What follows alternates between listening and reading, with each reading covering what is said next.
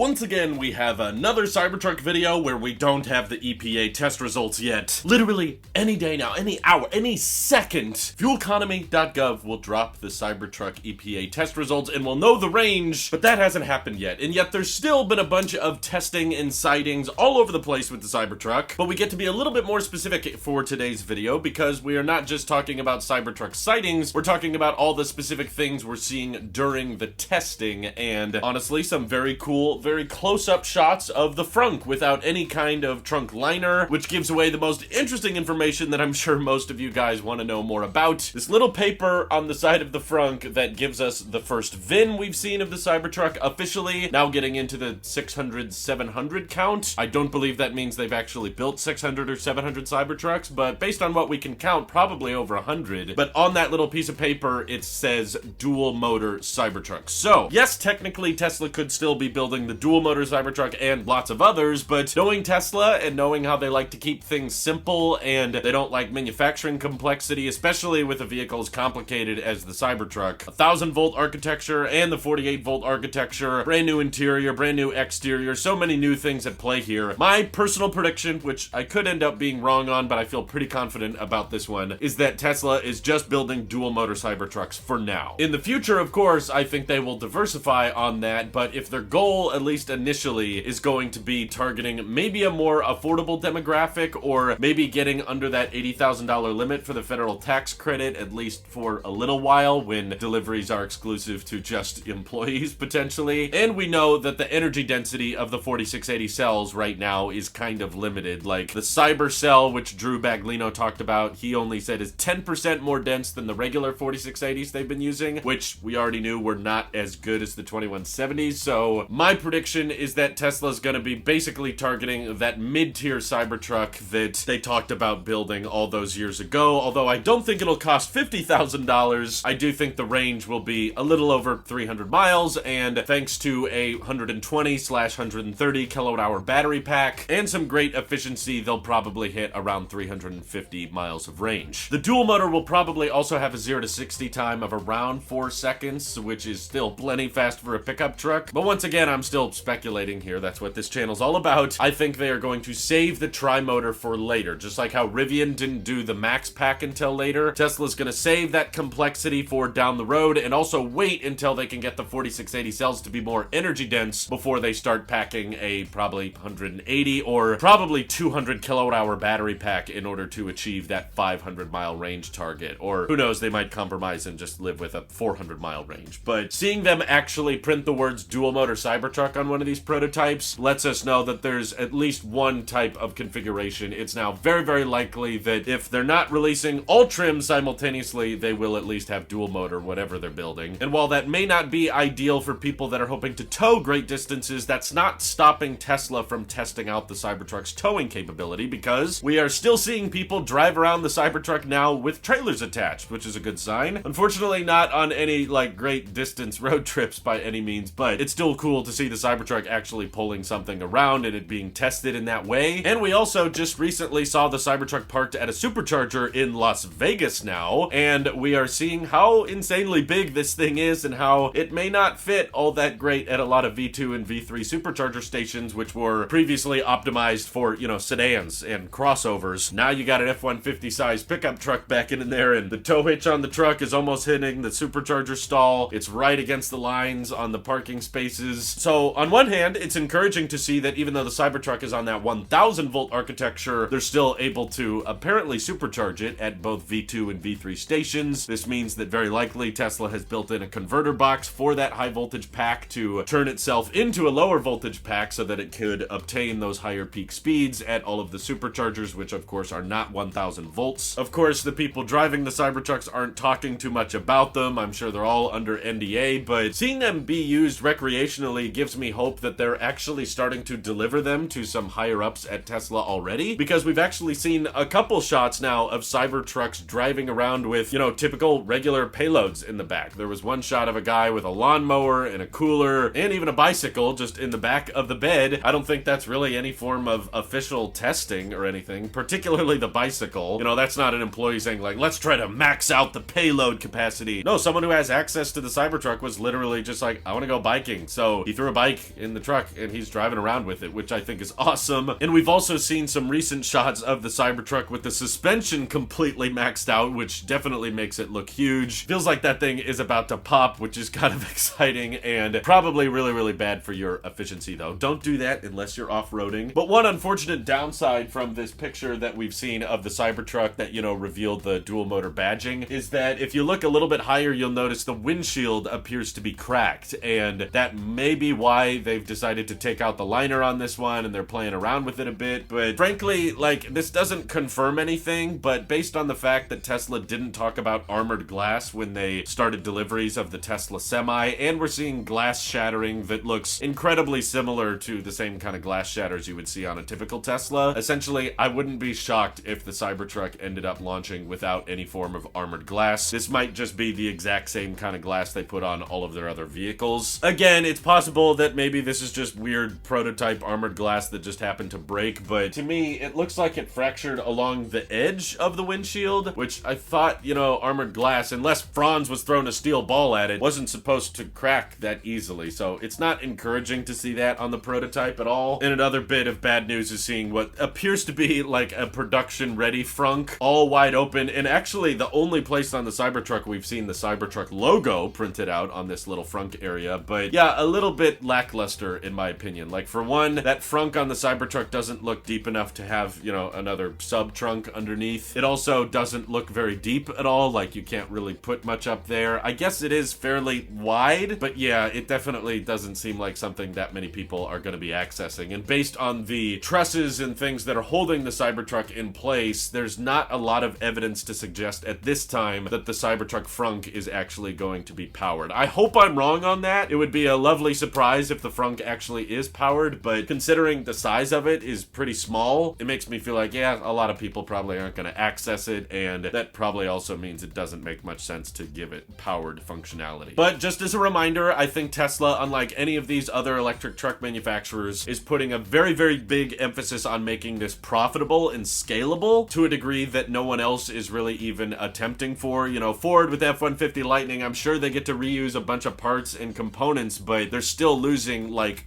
tons and tons of money on every single Lightning sold. Like, all of those reused parts is great, but the battery pack is still way more than they know what to charge for. Whereas Tesla knows how to build a battery pack really, really quickly and very efficiently, and I'm sure the Cybertruck will be a structural battery pack as well. And because of the bare bones design and how little complexity they're going to have on the assembly line, I think it will be the most profitable electric truck. But the downside of that is it means that the Cybertruck probably won't be rocking a ton of bells and whistles as much as a Rivian does, with its Bluetooth speaker lantern and its flashlight built into the door and its amazing gear tunnel and the full-size spare tire in the bed. Those are all cool, but Rivian's also losing a crap ton of money every single day, and their vehicles are nowhere close to profitable at this point. Whereas Tesla, I think, will be very incentivized to scale up production fast because these will be profitable pickup trucks, and because they're so different and unique looking, I still think demand for the first couple of years is going to be very high, even if the price is insanely high too. A lot of speculation on how much the Cybertruck is going to cost, but I just want to remind everybody that that's not a set number. Tesla fluctuates pricing all the time, especially for vehicles that are high in demand and low in supply. Just as a refresher, earlier this year, just in January, the Model X, the base model, started at $121,000, and as of today, after incentives, it now costs about $72,000. Almost half of the vehicle's price went down within the span of like 8 or 9 months. Very similar thing I think could happen with the Cybertruck, where its initial launch could start fairly reasonable and then the price could go up and up and up because there's so much demand, very little supply, and then once they catch up on demand, you'll see prices kind of return back to a normal. But like it did with the Model Y, S, and X, it tends to get a heck of a lot worse before it gets better. So all that being said, I still think the Cybertruck is going to have a massive bed that can beat out a lot of its competitors. It's going to have the best charging times, definitely the best charging network available, the best durability, the best software, definitely the best self-driving technology, and definitely I think if you're going for a pickup truck that's going to turn the most amount of heads, that's going to be the Cybertruck. So I'm still very excited for any and all potential updates and hopefully a date set for the delivery invite, because I know there's a ton of you out there that are racking up your referral credits and trying to get invited as a +1 to this thing. So here's hoping we don't have to wait too much longer. Let me know what you think of all of these Cybertruck sightings down in the comments below, and thank you to everybody supporting this channel directly. honestly, it seriously helps us out a ton, as does just watching these videos. So thanks again. Have an excellent rest of your day.